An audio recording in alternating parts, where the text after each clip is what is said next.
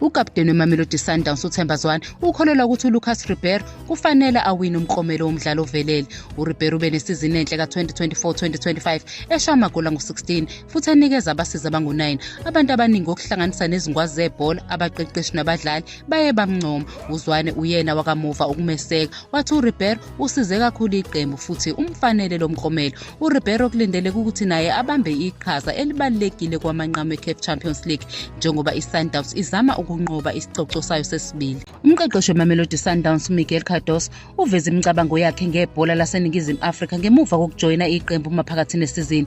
Ungena esikhundleni sikaManqoba Mnqithi ngoDisemba, kanti usevele usize iqembu lanqoba isicoco seligi sesishiyagalombili kulandelana lafinyelela kwamanqamu eCAF Champions League. uCardoso ubona sengathi iSundowns ayiluthola udumo olwanele ngempumelelo yalo. Ukholelwa ukuthi yize iKaizer Chiefs neOrlando Pirates benabalandeli abaningi, kodwa iSundowns isiyenze okuningi ukumela iNingizimu Afrika e-Afrika eminyakeni edlule. Kuyamjabulisa nokubona inqwaba yabadlali beSundowns eqenjini lesizwe futhi unethemba lokuthi iqembu lizothola imiklomelo eyifanele kule sizini.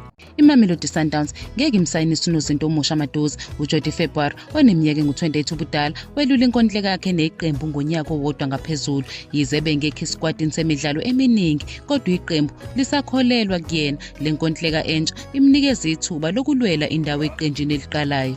uMoha uNkota ubevelela isizini yonke ku-Orlando Pirates ekhombisa ukuvutha nokungaguquguquki okungaphezu kweminyaka yakhe. uNkota ujabulela isizini yokuqala enhle ne-Orlando Pirates. ushaya amagoli angu-7 kuyona yonke imiqhudelwano, amathathu awo uwashaye kuligi. Esinye sesikhathi ezibaluleke kakhulu ashaye ngaso igoli elibawinisile benqoba iSuperSport United ngo-1-0. Leli goli likhombisa ukuthi ubaluleke kangakanani eqenjini. uNkota ubambe elikhulu iqhaza empumelelweni ye-Orlando Pirates kule sizini eyisiza yanqoba indebe ye-M10 ethi nokwenza kahle ku-CAF Champions League.